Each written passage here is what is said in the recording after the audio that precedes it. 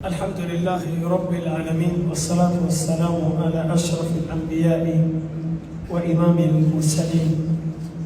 Avant que nous ne continuions notre dars, tout à l'heure, on vient de vous annoncer le décès d'un grand frère, le grand frère de notre imam camarade, rahimahullah, qu'Allah lui accorde sa grâce, son pardon. C'est ça la vie. Lorsque nous vivons, nous mourons. L'islam nous exhorte à croire la mort. Le prophète sallallahu alayhi wa sallam, il a dit wal mawtu haqqun. Cette mort qu'on n'aime pas, c'est une vérité absolue. Personne ne va l'échapper, ni l'éviter. Nous ne faisons qu'attendre notre tour. Mais un bonheur, la mort est un bonheur souvent. Lorsque ça trouve quelqu'un est déjà musulman. Quelqu'un qui est musulman, il meurt musulman. Wallahi, la mort lui est bonheur. Mais il y a certaines références que nous devons rappeler aux gens. L'être humain, certes, il aime la paix, la santé, la tranquillité, le bonheur. Mais Allah, souvent, il ne lui donne pas. Il lui éprouve, étant musulman, étant soumis, il lui éprouve par la maladie. J'ai appris que ce frère a duré dans la maladie, avec beaucoup d'autres gens. Ce n'est pas tous qui pourront avoir cet avantage de mourir après une souffrance. Nous avons tendance à le fuir, jusqu'à ce qu'on entend souvent, certains disent qu'il est bien parti, il n'a dérangé personne. Qui nous a dit que tomber malade, ensuite mourir là, c'est pour déranger les gens? Allah subhanahu wa ta'ala, il a fait ce genre de façon d'y aller le prix du paradis pour beaucoup de personnes. Le prophète a dit sallallahu alayhi wa sallam, en matière de la croyance, quelqu'un qui est vrai croyant, وَلَا يَزَالُ الْبَلَاءُ بِالْمُؤْمِنِ.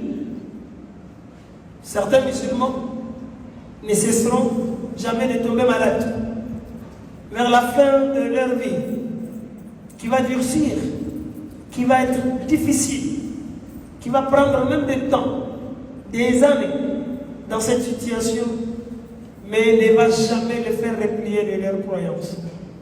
Ils ne feront qu'attendre cette destinée qui est réservée à tout un chacun.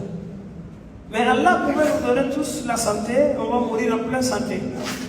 Mais il le refuse souvent, parce qu'il veut que beaucoup de ses serviteurs lui rencontrent étant clean, étant tellement propre, aucun péché n'est sur eux. Donc quand vous voyez certains qui vieillissent vers la fin de leur vie, ils vivent dans la maladie, wallah, ça ne peut être qu'un bon signe, comme ce que le prophète sallallahu alayhi wa sallam il a dit, khayrun nas, le meilleur des gens, man tala umruhu, c'est ceux-là qui ont eu de longues vies, wa hasuna amaluhu, et leurs œuvres ont été agréées et acceptées. C'est vrai, nous aimons être en paix et en santé tout le temps, mais Allah éprouve le musulman souvent en lui donnant des maladies pour qu'il ne doit quitter jamais ici avec un seul péché. Pour que Allah il lui accepte de sortir de ce monde et tant qu'il n'y a aucun péché qui est sur lui. Ce qui est sûr, les savants ont dit وَمَنْ لَمْ يَمُتْ بِالسَّيْفِ مَاتَ بِغَيْرِهِ.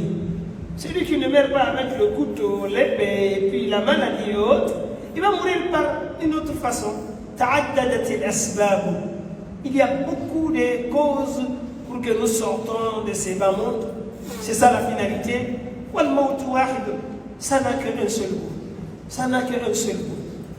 Pour un pieux, pour un musulman, souvent, sa dernière souffrance de tous les temps, c'est cette maladie qui est en train de lui ruiner et puis lui emporter. C'est venu dans un récit, ceux qui tombent martyrs. Tomber martyr n'est pas forcément que tu es tombé en guerre. Quelqu'un qui meurt par noyade, il est martyr. Quelqu'un aussi qui attrape une maladie de ventre, qui lui emporte, il est martyr. Quelqu'un qui meurt dans un incendie, il est martyr. Quelqu'un qui a une maladie incurable lui emporte, il est martyr. C'est pour cela, par exemple, celui qui meurt en plein champ de bataille, c'est vrai, il y a une douleur pour la mort. Mais la mort des martyrs n'est que lorsque on gratte la peau de quelqu'un. Le petit mal, lorsqu'on gratte là, c'est ce que seulement qu'il va ressentir de la douleur de la mort. Donc, ce que nous demandons, qu'Allah il nous facilite le shahada. Par une manière ou l'autre, que nous mourrons, Inch'Allah, martyrs. Et ceux qui ne veulent pas mourir martyrs, mais ils vont aussi mourir. Il y a des belles morts souvent, lorsqu'on sort dans ce monde, étant clean de tout péché. Il n'y a rien sur la personne. Allah nous montre ces signes tous les jours.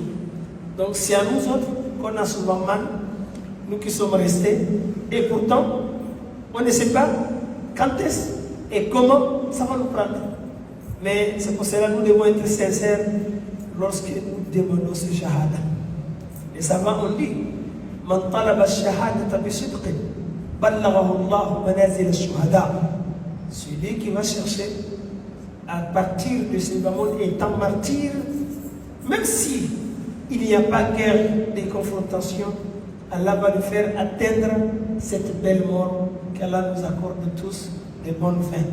On demande à Allah vraiment tous ceux qui nous ont dévancés, qu'il leur pardonne, qu'il leur accorde le paradis, qu'il bénisse tous ceux qu'ils ont laissés. Nous qui sommes restés aussi, qu'il ne nous fasse pas sortir du chemin, que nous partons aussi les trouver dans les meilleures et les bonnes conditions. Allahumma amin.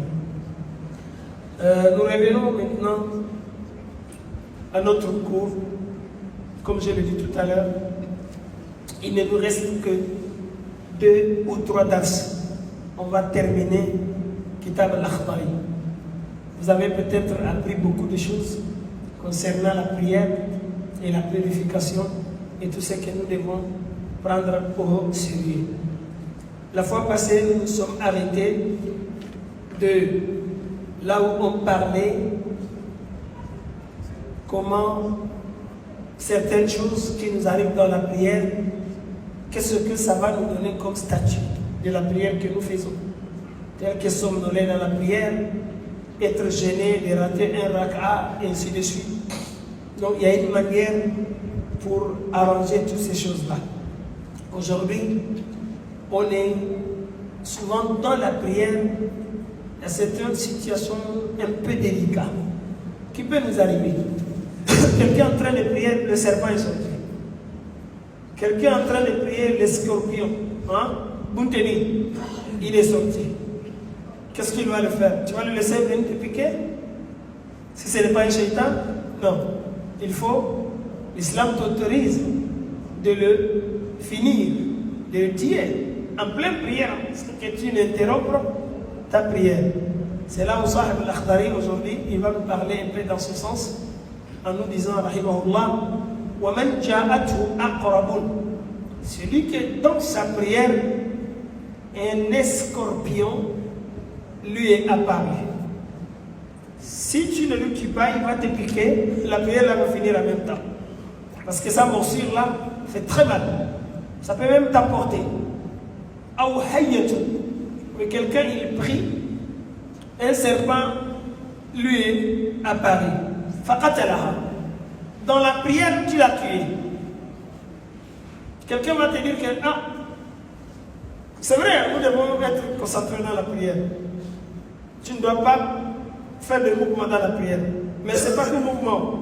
Si le scorpion est sorti là, ou le serpent est sorti là, tu as ton bateau, tu as ta chaussure, tu as un objet, tu peux le tuer en étant dans la prière. Tu l'as tué, il n'y a rien sur toi à faire, ni à réparer. Ta prière est valable.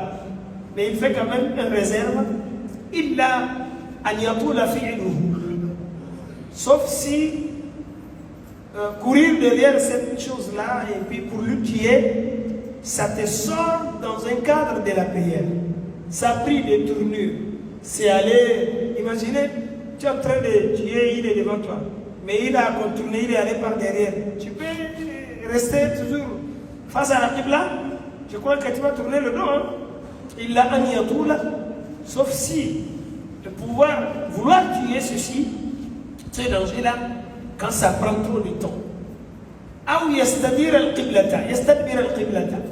Ou bien, quand tu as voulu le tuer, tu as tourné le dos à la Qibla. Nous savons qu'il y a une condition de la prière, istiqbal Qibla, du début jusqu'à la fin. Et vouloir tuer cet insecte, donc ça fait que tu t'es dérouté de la Qibla. Dans cette situation, là, la prière là n'est plus valable, tu vas le rompre. Tu vas couper la prière pour ces dangers. Waman shakka, ça c'est fini. Donc, c'est le scorpion ou le serpent qu'il a parlé. On peut mesurer aussi à ce genre de situation un autre danger. Par exemple, tu pries, comme au village, vers l'escalier qui est devant toi. Il y a le bébé qui est en train de ramper pour aller à l'escalier. Si tu le laisses, il peut tomber vraiment, avoir des difficultés. Tu peux le prendre, à condition que tu ne te déroutes pas de la Qibla. Tu le prends, tu le enlèves de là-bas, ta prière là est encore en cours.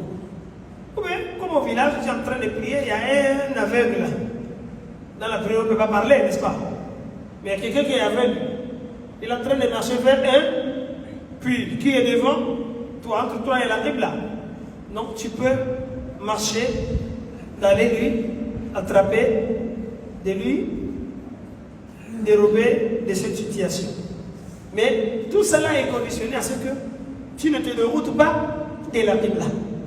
Si l'activité, tu ne peux pas le laisser et tu es en prière, ça va te faire dérouter de la Qibla. En ce moment, c'est simple. Tu interromps ta prière, tu sauves ton être ou cette personne et après tu reviens pour reconstruire ou recommencer ta prière. Il va nous donner un autre mas'ala. Que dans la prière, il y a souvent des questions que nous recevons. Même aujourd'hui, j'ai reçu une question par rapport à cela. ومن شك هل هو في الوتر أو في ثانية الشفع جعلها ثانية الشفع وسجد بعد السلام. La prière de Shaf'i ou Witr, c'est le nafila. Ce n'est pas l'obligatoire. Il y a quiconque doute. Est-ce qu'il est en train de faire le witr? Par exemple, la prière de Isha, lorsqu'on rentre à la maison. Une situation peut t'arriver, tu vas douter, pendant que tu pries tes nafila là, est-ce que je suis dans le witr ou bien je suis dans le deuxième raka'a de Shaf? Cette doute s'est installé chez toi. Et alors, comment tu vas arranger cela? صاحب الأخضري يقول رحمه الله جعلها ثانية الشفع. Tu vas automatiquement, la prière que tu es dedans, tu vas le considérer comme c'est le deuxième raka'a de Shaf'a. Tu vas le boucler. وَسَجَدَ بَعْدَ السَّلَامِ. Certains savants ne voient pas que lorsqu'on oublie dans un nafila que nous fassions le sujoud de la réparation. Mais réparer, c'est ce qui est meilleur. Al-Cheikh Ibn Usaymin, c'était son option. Même dans une prière de nafila, si tu te trompes, tu as diminué ou tu as ajouté, tu vas le réparer avec un sujoud. Parce que nous ne sommes pas dans une prière obligatoire. C'est comme la même règle dans la prière obligatoire. Quand tu pries, dans une prière de 4 rak'ahs par exemple, souvent tu doutes. Je suis dans le deuxième rak'ah ou le premier rak'ah. Et on va te dire de venir au deuxième rak'ah, parce que le doute était entre 3 et 2. Tu reviens au 2, et après, quand tu termines, tu fais le sujoud ba'da salam. Tu repars ta prière avec 2 sujoud après le salut. C'est pareil des choses qui est ici. Le shaf et le witr, souvent on école. On les prie tous ensemble. Donc on prie 2 et on revient prier le witr. Mais le doute peut t'installer. Tu es dans le witr ou bien le deuxième rak'ah de shaf. Si cette situation t'arrive, tu vas considérer comme si tu as fait une seule rak'ah de shaf. Le rak'ah que tu es dedans, tu le transformes comme deuxième rak'ah de shaf. Et tu termines, quand tu termines, le shaf que tu es en train de prier, tu vas réparer avec 2 sujoud ba'da as-salam. Thumma awtara. Après tu amènes ton witr, qui est une seule rak'ah. ومن تكلم بين الشفع والوتر ساهيا فلا شيء عليه. Le shaf ou le witr se considère comme une seule prière. Il n'est pas bien de les séparer.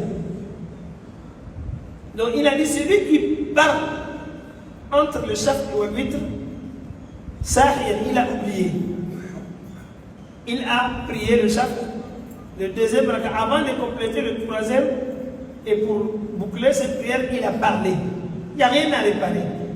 Même s'il y a eu un salam entre les deux naturellement. Fala shay'a alayhi. Wa in kana 'amidan. Même s'il a fait exprès. Ça veut dire que ce n'est pas interdit de parler entre les deux. Mais ce n'est pas du tout joli. Parce que les savants les considèrent comme une prière, 2 prières qui sont toujours ensemble. S'il a fait exprès de parler entre ces 2 unités de prière, Shaf'i wal Watr, Kuriha, c'est seulement détestable, Wala shay'a alayhi, mais il n'y a aucune réparation qui lui est exigée.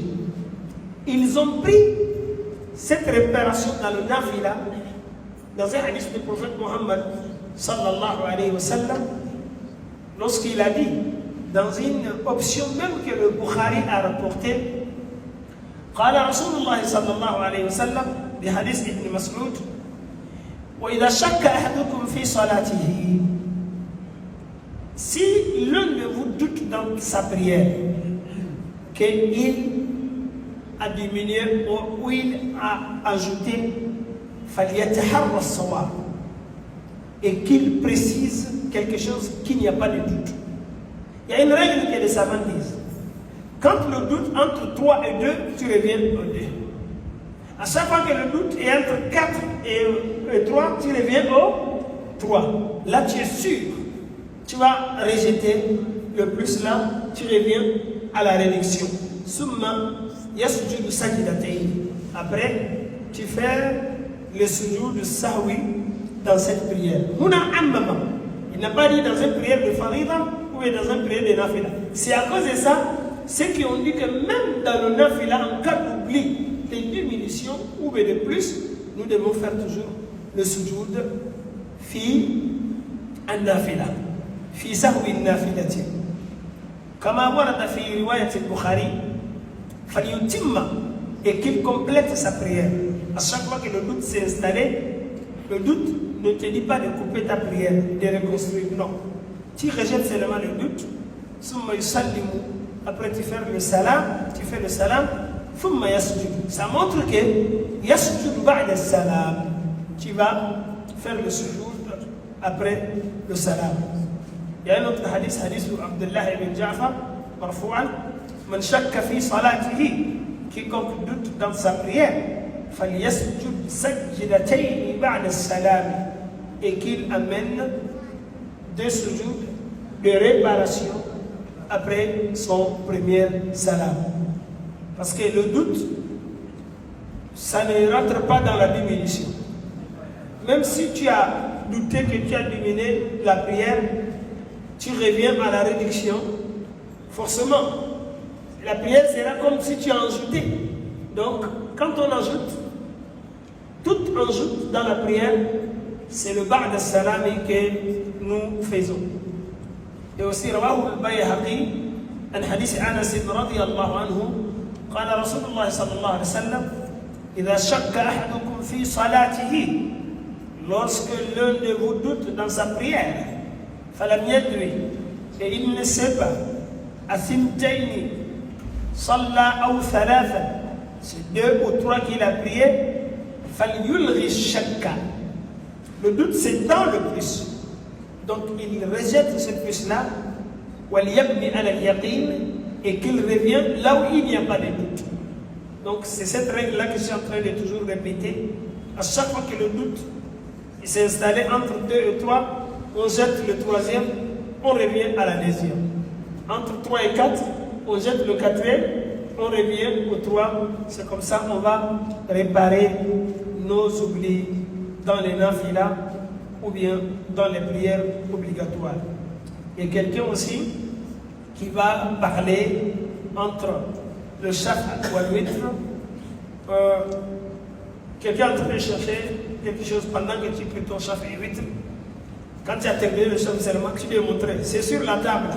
Tu as parlé un peu. Après, tu as continué, tu as fait. Abbas. Voilà qui nous recourt. Donc, ces 2 prières-là, il est bon que nous les prions, nous les collons. Donc, on ne les sépare pas du tout. Il va continuer à nous ajouter aussi des informations. وقال رحمه الله والمسبوق. Al-Masbouq, c'est celui qu'on a commencé la prière avant lui. On a débuté la prière avant lui, il est venu en retard. In adraka ma'al imam aqalla min rak'atin fala yasjudu ma'ahu. Ça c'est une règle que vous devez retenir. Quand quelqu'un vient trouver l'imam dans la dernière assise, dernière tashahhud là, tu n'as pas trouvé un raka'a ruku avec l'imam, fala yasjud ma'ahu la qabliyan wa la ba'diyan. Tu ne fais pas un sujoud avec l'imam. Par exemple, tu es venu trouver que l'imam il a fait le dernier ruku, il s'est redressé. Toi tu es venu après. Donc ça prouve que l'imam, il avait oublié quelque chose dans la prière. Ou il a ajouté sur la prière. Il va réparer, non? Mais il a dit, toi qui n'as rien trouvé avec l'imam, tu n'as pas trouvé un raka avec l'imam, tu ne fais pas le sujoud avec lui. Tu ne feras aucun sujoud avec lui. Parce que tu n'as pas trouvé un raka avec l'imam. La qabliya, ni qabla, ni ba'da, en tout cas tu ne fais rien avec cet imam par rapport à l'oubli qui lui est arrivé. Fa'in sajada.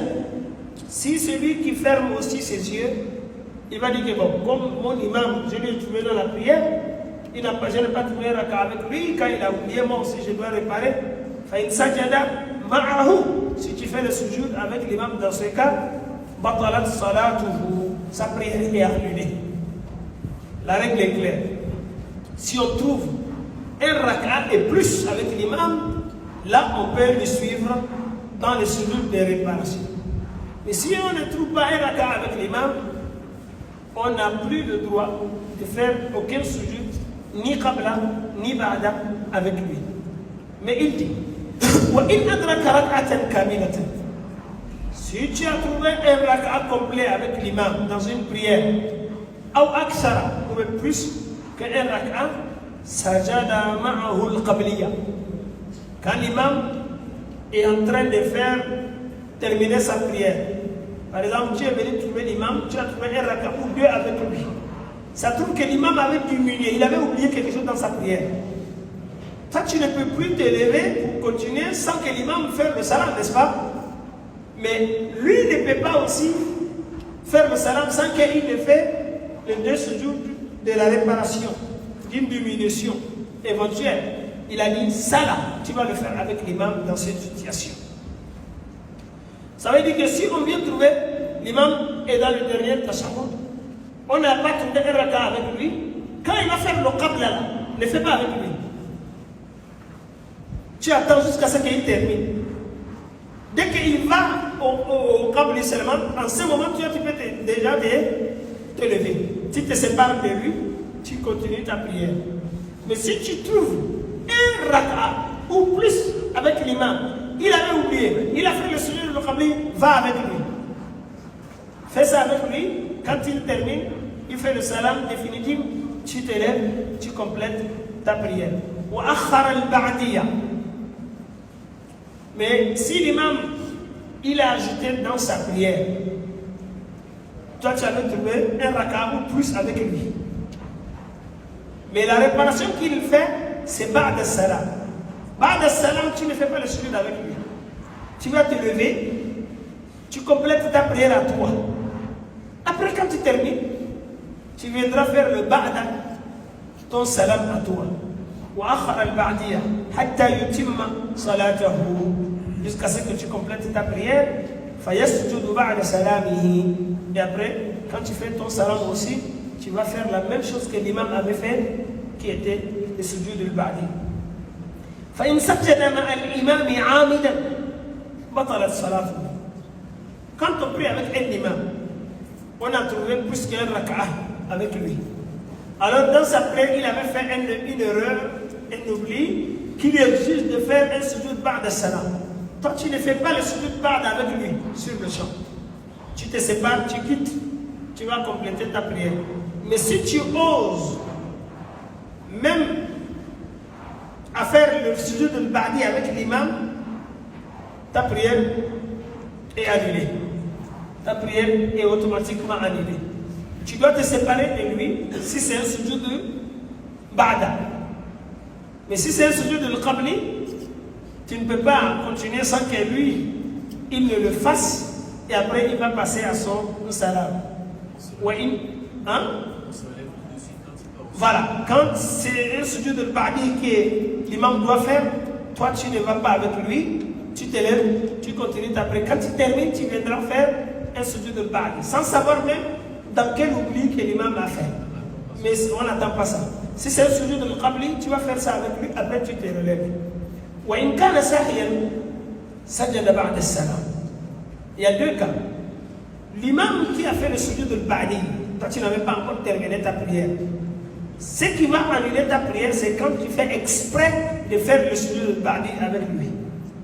Mais si par oubli, tu étais un peu distrait, l'imam a fait ba'da, toi aussi tu as fait le ba'da, tu n'as pas fait par exprès, ta prière n'est pas gaspillée en ce moment. Et tu vas faire toujours un sujoud ba'da salami, parce que tu as ajouté quelque chose alors que tu n'avais pas le droit de l'ajouter. Si quelqu'un il a trouvé que la prière est commencée avant lui, mais lui aussi il a oublié, pendant qu'il complète sa prière là, un oubli lui est arrivé. Ce n'est pas son imam qui a fait ça. Après le salam de son imam, lui va se considérer comme il est rentré dans sa prière seul. Et quand tu pries seul, tu as oublié, tu le repars seul, non?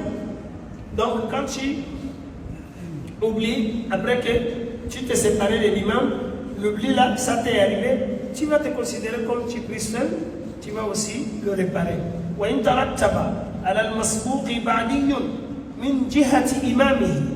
Écoutez très bien cette partie-là.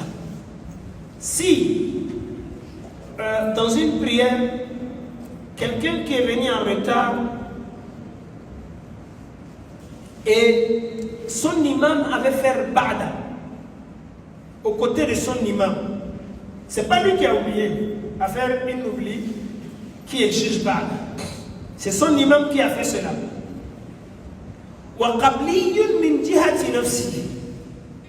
Au moment que lui, il complète sa prière, il a fait une diminution quelque part. Ici, un ba'da est dans la prière, c'est son imam qui a fait. Mais un qabla lui est arrivé dans la prière, c'est lui-même qui a fait cela. Et comment on va réparer cela? celui de l'imam là va tomber. L'oubli que lui-même il a fait, qui exige qabla, ça lui suffit. Même si il n'a plus à faire qabla et ba'da en même temps. Contrairement à ce que nous avions dit. وَمَنْ نَقَصَ وَزَادَ سَجَدَ قَبْلَ السَّلَامِ. Dans une prière, tu es entré seul. Tu as diminué tantôt. Dans la même prière, tu as ajouté. Comment tu le répares? Hein? C'est-à-dire, dans la même prière, tu as diminué, tu as ajouté. Tu le répares comment? Tu fais qabla. N'est-ce pas? C'est pareil des choses qui ici. Mais ici, les deux oublis là ne sont pas les mêmes choses. Mais toujours, c'est la même chose qu'il veut dire là, c'est le qabla. L'oubli, il y a eu deux oublis dans la prière. Un, c'est l'imam qui a fait. C'était ba'da. Deuxième, c'est toi qui as fait. C'était qabla. En réalité, c'est comme si tu pries toujours seul. C'est ce qu'il veut dire ici. Ce qabli là, ça va suffire l'oubli de l'imam là, donc tu n'as plus à ramener cela. وقال رحمه الله ومن نسي الركوع, ça c'est une autre mas'ala. Quelqu'un qui oublie au ruku dans une prière, il avait trop des ennuis, des soucis, il a oublié de faire le ruku. Ça aussi c'est difficile, hein? Quelqu'un prie, tellement il a des problèmes, il va direct au sujud. Il oublie complètement et le ruku. C'est dans le sujud maintenant qu'il s'est rappelé que non, il n'a pas fait le ruku. Hein? Qu'est-ce qu'il fait? Il va venir. Raja'a qa'iman. Il se lève directement pour aller faire le ruku. ويستحب له أن يعيد شيئا من القراءة. Il a dit c'est mustahab. Quand tu vas te lever maintenant pour aller faire le ruku, il ne faut pas te lever seulement, tu fais immédiatement de le ruku. Non, fais un peu de lecture. Fais un peu de lecture. Tu lis même un verset, deux versets, alors ensuite tu vas aller au ruku en ce moment. Summa yarka, c'est mustahab. Si tu ne lis rien, tu te lèves seulement, après t'avoir redressé, tu as dit Allah Akbar, tu allais faire le ruku, c'est valable. Mais c'est un mustahab. C'est quelque chose de bien que tu fasses un peu de lecture et après tu vas faire le ruku tu vas faire la réparation ba'da salam. Mais pourquoi il va faire le sujud ba'da salam? Hein? Il a augmenté quoi ici? Parce qu'il avait fait le sujud. Voilà, il avait fait le sujud. Donc ce sujud là qu'il avait fait, après avoir oublié le ruku là, on considère ça comme c'est une ziyada fi salati. C'est pour cela qala wa yasjudu ba'da salam. Ça c'était le ruku. Wa man nasiya sajdatan wahidatan. Quand quelqu'un oublie aussi un sujud, c'est deux sujuds qu'on fait, non? Hein? Mais quelqu'un il a fait un sujud et il a oublié de faire le deuxième.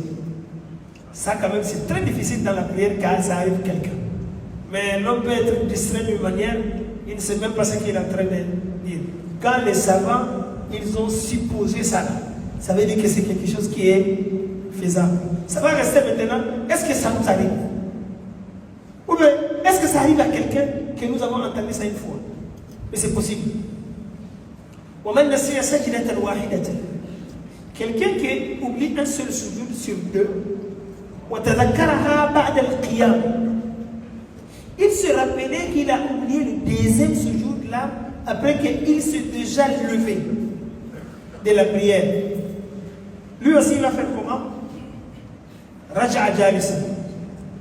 Il va retourner, il va aller s'asseoir. Wasajada. Et il va faire le deuxième sujoud là. Raja'a jalisa. Il va retourner d'abord étant assis. Il va s'asseoir d'abord. Après, il ramène le deuxième sujoud qu'il avait oublié. Illa an yakuna qad jalasa qabla al-qiyam. Souvent, ça peut se faire que il a fait un sujoud. Il s'y est assis. C'est maintenant, avant d'aller au deuxième là, sujoud là, lui il s'est levé. Il s'était déjà assis. S'il savait qu'il s'était déjà assis, il ne s'assoit plus. Fala yu'id al-julusa. L'assise là, il ne le refait plus. Pourquoi? Pour qu'on n'ajoute rien au socle de la prière. وَمَنْ نَسِيَ السَّجْدَتَيْنِ. Ça c'est quand c'est quelqu'un il a oublié une partie des sujouds. Il y a des sujouds toujours qu'on fait, non? On a une assise entre les deux là. وَمَنْ نَسِيَ السَّجْدَتَيْنِ. Mais toutes les deux sujouds là, il les a oubliés. Là, il a fait tomber un pilier. On peut dire même deux piliers. Parce qu'il y a sujoud, c'est un pilier. L'assise qui est entre deux sujouds là aussi, c'était un pilier. Kharra sajidan. Lui, il va, là où il s'est rappelé qu'il n'a pas fait le deux sujouds là, alors tout, il va aller faire le sujoud. Walam yajlis. Il n'a plus à s'asseoir. Parce qu'il a oublié le deux ensemble. ويسجد في جميع ذلك بعد السلام. Dans toute cette forme, il va réparer son oubli là avec un ba'da. Parce que c'est ce que vous avez dit, sa prière est ajoutée. Le fait que c'était déjà levé et après il est allé faire le deux sujoud là et l'oubli est consommé ici comme s'il a ajouté sur sa prière. On va vérifier si on peut laisser. Bon, on va ajouter. Il nous reste un peu, non? Ou bien on peut s'arrêter sur ça aujourd'hui. Il reste 10 minutes, on continue. Il a laissé quelqu'un qui prie. Il s'est rappelé du sujoud بعد رفع رأسه من الركعة التي تليها. C'est la partie là qui est difficile à expliquer, mais comprenons bien. Il a dit si quelqu'un il se rappelait d'un sujoud qu'il n'avait pas fait, après qu'il a enlevé sa tête du deuxième raka'a qui suit le deuxième. Par exemple, dans ta première raka'a de la prière, tu as oublié un sujoud. Tu ne l'as pas fait. Tu as continué ta prière. C'est après le deuxième raka'a que tu t'es rappelé, tu t'es levé déjà pour aller faire le deuxième raka'a. C'est après avoir enlevé ta tête du deuxième raka'a là, qui suit le premier, que tu t'es rappelé que tu as oublié le sujoud du premier raka'a. Qu'est-ce qu'il va faire? Il va retourner. Non, tamada à la salatihi. Il va continuer sa prière. Walam yarji. En ce moment, tu ne retournes plus à aller faire le premier sujoud que tu as oublié dans le premier raka'a. Tu continues ta prière. Wa algha rak'at as-sahwi. Le raka'a première que tu avais oublié son sujoud là, tu l'annules. Vous avez compris? Il n'a pas compris. Écoutez, tu es rentré dans la prière. Le premier raka'a, il y a le sujoud, non? Deux sujouds. Tu as oublié. Tous les deux sujouds, tu as oublié. Ou bien tu as oublié un même. Que ce soit tous les deux sujouds, ou bien un sujoud que tu as oublié, ça c'est le premier raka'a. Tu ne t'es pas rappelé de cet oubli jusqu'à ce que tu es rentré dans le deuxième raka'a. Tu as soulevé ta tête de sujoud du deuxième raka'a. C'est en ce moment que tu t'es rappelé que tu as oublié le sujoud du premier raka'a. Tu vas retourner aller commencer le sujoud du premier raka'a là. Non, tu continues ta prière. Le premier raka'a où tu as oublié le sujoud là, ça, on considère ça comme c'est un raka qui est gas, puis tu l'annules. Ou alra raka'at as-sahwi. Toi, tu es dans le deuxième raka qui est complet. Donc, automatiquement, le deuxième raka qui est complet là devient le premier raka. C'est-à-dire que tu as annulé le premier raka à cause de l'oubli d'une partie de ce raka là. Tu vas continuer ta prière. Le deuxième raka là automatiquement devient premier raka. Tu continues ta prière. Tu vas ajouter un raka après baniyan. Ici, il te dit que c'est comme tu reconstruis ta prière. Le deuxième raka qui était complet là, il devient le premier. Wasajada qabla as-salam. Tu vas faire le sujoud qabla as-salam parce qu'on va considérer ça comme une diminution. Ce n'est plus un oubli. C'est une diminution qui t'est arrivée dans la prière. Quand est-ce qu'on va le considérer comme c'est une diminution? In kanat min al-oulayayn. Si l'oubli là s'est fait dans les deux premiers rak'ah, c'est en ce moment que tu vas considérer comme une diminution. وتذكر بعد وإن كانت, c'est une autre phrase qui ouvre. وإن كانت من الأوليين. Si l'oubli là t'es arrivé aux deux premières rak'ah. وتذكر بعد عقد الثالثة. Mais tu t'es rappelé de cet oubli au troisième raka. Ce n'était pas fait au deuxième raka. La diminution est arrivée aux deux premiers raka. Mais toi, tu t'es rappelé au troisième raka que tu as oublié quelque chose dans le deuxième ou dans le premier raka. Il a dit wa ba'da salam. Ou c'est après la prière. C'est pour ça que la partie là c'est très difficile. Il faut que tu comprends la langue arabe là pour te retrouver. Wa ba'da salam. Ou bien, tu ne t'es pas rappelé dans le troisième raka'a, c'est après le salam que tu t'es rappelé. Wa illam takun min al-ulayayn. Si l'oubli n'était pas dans les deux premières raka'a, ou kanat minhuma, ou bien l'oubli était dans toutes les deux parties. Parce que les prières de 4 raka'a, là, c'est deux parties. Les deux premières raka'a, ils ont une manière à faire. Les deux deuxièmes raka'a aussi, ils ont une manière à faire. Par exemple, les deux premiers raka'a, là, on ajoute les sourates, non? Les deux deuxièmes raka'a, là, on n'ajoute pas les sourates. Si l'oubli est arrivé dans tous les deux, c'est pour ça qu'il a dit Aw kanat minhuma. L'oubli s'est effectué dans tous les deux parties. Wa tadhakkara qabla aqdi ath-thalithati. Tu te rappelais après que tu as engagé le troisième raka'a, li anna surata. Parce que le surat que tu ajoutes aux deux premiers raka'a, si tu les as oubliés aux deux premiers raka'a, ce n'est pas encore terminé. Tu peux le rattraper dans le deuxième raka'a lorsque tu vas annuler l'un des raka'at, là où tu as oublié un élément aux deux premiers raka'a. Je ne sais pas si vous avez compris la partie là.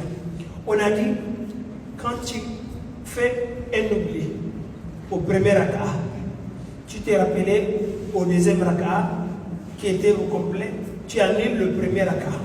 Hein? Ça devient automatiquement ton premier raka'a. Ça veut dire que tu vas ajouter un surat.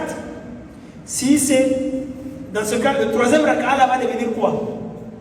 Le deuxième raka'a. Tu vas ajouter la surat aussi, non? Donc c'est à cause de ça, on va considérer comme si tu as diminué la prière. Mais tu as diminué la prière. C'est après le salam même, la fin de la prière, que tu te rappelais que tu as diminué dans la prière et tu n'as pas annulé un raka'a. En ce moment, il va te dire li'anna surata, la sourate qu'on ajoute, wal julusa, et l'assise qui va s'effectuer désormais pas au deuxième, parce que il s'est transformé au premier, mais au troisième. Donc toujours que tu as la chance d'ajouter un surat, ça n'est pas passé. Donc cette partie-là, c'est très difficile à vous expliquer. Comme je vous ai dit, il faut que toi tu le lis en arabe pour que tu puisses te retourner. Il a mené des points ici. Comme il a dit, وَمَنْ سَلَّمَ شَاكًا. Quelqu'un, il a prié. Mais quand il est arrivé à la fin de sa prière, il a fait le salam. Le salam qu'il a fait ici, pour fin de sa prière, il a douté. Est-ce que la prière là est au complet ou bien il a terminé? Fi kamali salati. Quand tu fais le salam, tout en doutant, si ta prière est au complet ou bien ce n'est pas au complet, il a dit dans ce cas, batalat salat. Ta prière est annulée. Parce que toi, tu ne sais même pas là où tu es. Quand on arrive à un endroit dans la prière, on ne sait pas si la prière est au complet ou pas au complet. Cette prière-là, tu l'annules complètement, tu refais ta prière. C'est pour que toutes ces situations de mélange-là, qu'il dit, si on arrive à un stade, on a vraiment douté. L'oubli là est allé dans tous les sens. C'était dans le premier raka, tu te rappelais au deuxième raka, c'était dans le deuxième, deux premiers raka, ou c'était dans, quand tu doutes seulement, à la fin de ta prière, que ta prière est complète ou n'est pas au complet, qu'est-ce que tu fais? Tu annules toute la prière, tu vas refaire une autre prière. L'imanda, parce que à chaque fois que doute prend de l'ampleur, on rejette. Ibrahim al-Levim m'a dit, il ne faut jamais faire une prière que tu aies douté de la prière s'il est au complet ou bien il est incomplet.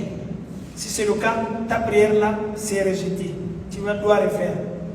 Mais quand le doute réside dans une partie de la prière, c'est ce doute-là que tu rejettes, pas toute la prière. Et tu reconstruis sur là où il n'y a pas de doute. En fait, c'est cette règle-là qu'il veut dire ici. Donc, retenons ça comme une nouvelle vraiment règle. Souvent, il arrive qu'à la fin de ta prière, tu ne sais même pas là où tu étais. Là, il n'y a pas de doute de dire que, j'ai fait combien de rakats? J'ai fait 2 jours, j'ai pas 3. En tout cas, le doute s'est installé un peu partout, que la prière est complète ou incomplète. Cette prière-là, tu dois le refaire. Mais si dans la prière, tu es quand même conscient que le doute, c'est entre 2 et 3, tu rejettes le 3e, tu viens au 2. Entre 3 et 4, tu rejettes le 4e, tu viens au 2e.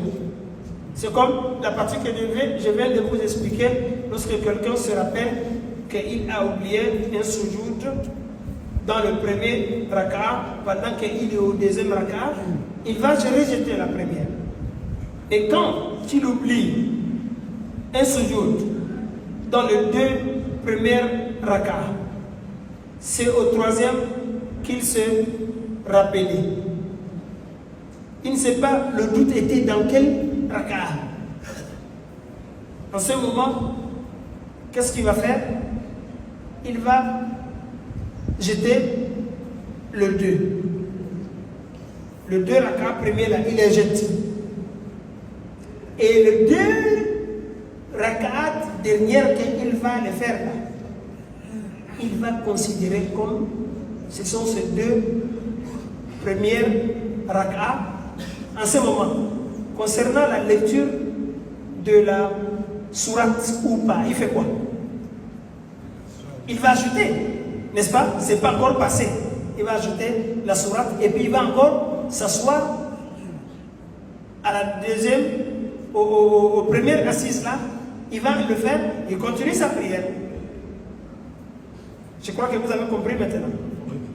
Si il a oublié quelque chose entre le premier et le deuxième, il ne sait pas ce lequel. Oui. Il annule les 2. Il annule les 2. Il s'est rappelé au 3e. Mais le 3e est au complet. Quand il rejette les 2 premières, automatiquement le 3e là devient aussi premier. Il va ajouter la sourate. Le 4e là aussi, il va ajouter, ça va devenir un 2e, il va ajouter encore la sourate. Et puis, il va faire l'assise. Jalsat al-tashahhud, il va le faire, ensuite il continue sa prière. Mais s'il fait tout ça, il continue toujours à douter que vraiment sa prière-là, il a douté que la prière-là n'est pas complète. En ce moment, automatiquement, il annule la prière, il refait une autre prière. Ce sont les choses que nous devons le rappeler de tout le temps et que pour que ça soit vraiment stable. Mais il y a des règles, on a que qawa'id fiqhiyya. Ça, c'est une science qui est un peu rare dans nos exercices. Ce sont des règles qui nous aident à résoudre beaucoup de problèmes, à s'orienter personnellement. Par exemple, al-bina'u ala al-yaqin ou ibra'u al-dhimmati. Les malikites là, ils appliquent ces règles-là beaucoup parfois. À chaque fois que le doute s'installe, et ils vont te dire, va là où il n'y a pas de doute. C'est-à-dire, prends le minimum. Tu rejettes le doute là. Mais souvent aussi, il te dit, al-yaqin la yazulu bi-shak. Si tu es sûr, quoi qu'il arrive, tu as eu 2 rak'ah, le troisième là, que tu as douté là, tu le rejettes et tu continues ta prière. Tu complètes ce que tu as rejeté, et puis tu complètes ta prière. Inch'Allah, on va essayer d'énumérer ces règles-là, quelques 10 règles comme ça. Donc, on va les établir dans une feuille et venir aussi expliquer dans les jours à venir, tout en prenant des exemples dans le jeûne, dans la prière, dans le tahara et dans le pèlerinage, même dans le zakat, pour que ces règles-là, nous les comprenons mieux. Par exemple, il y a souvent même le hadith qui nous dit Da'ma yaribuka, ila ma la yaribuka. Seulement il faut mémoriser ça, ça va beaucoup t'aider lors de tes exercices adorationnels, le jeûne ou la prière ou le hajj. Toujours laisse ce que tu as douté, rejette le doute là. Construis sur quelque chose, il n'y a pas de doute. Ila ma la yaribuka. Et tu choisis ce qui tu ne doutes pas. C'est cette règle-là qui dit ici وَمَنْ شَكَّ وَمَنْ سَلَّمَ شَكًّا فِي صَلَاتِهِ فِي كَمَالِ صَلَاتِهِ. Quiconque il fait le salam, mais tout en étant douteux que sa prière est au complet, il n'est pas au complet. Les Malikites ont dit que batalat salatuhu. لذلك يريدون منه أن يبني على اليقين يأتي بما لا شك فيه وإن عاد صلاته. Même si il va refaire sa prière là, donc il amène quand même quelque chose qui n'est pas douté. Si tu doutes que ta prière est au complet, eh bien tu t'es levé, tu as réformé encore ton intention, tu as refait maintenant une prière complète. Donc le doute est parti, parce que tu as rejeté toute la première partie là. هذه من كبرى قواعد فقه مالكية qu'Allah nous assiste, qu'Allah nous fasse comprendre. Et vous allez entendre beaucoup de codes de ces genres-là. Mais pour une première fois, c'est très difficile que vous compreniez. Parce que ce genre de situation-là, c'est une toute première fois que quelqu'un l'entend. Il va falloir qu'il comprenne d'abord le système de règles-là. Il y a beaucoup de hadiths qui sont... ces règles-là sont tirées des hadiths du prophète Mohammed sallallahu alayhi wa sallam, comme ce qu'il a dit وَمَنْ شَكَّ فِي صَلَاتِهِ فَلْيَتَحَرَّ الصَّوَابَ وَلْيَبْنِ عَلَى الْيَقِينِ. Quiconque il doute dans sa prière, qu'il jette le doute là, qu'il construit sur quelque chose qui est sûr et qu'il reconstruit sur une certitude. Non. Non.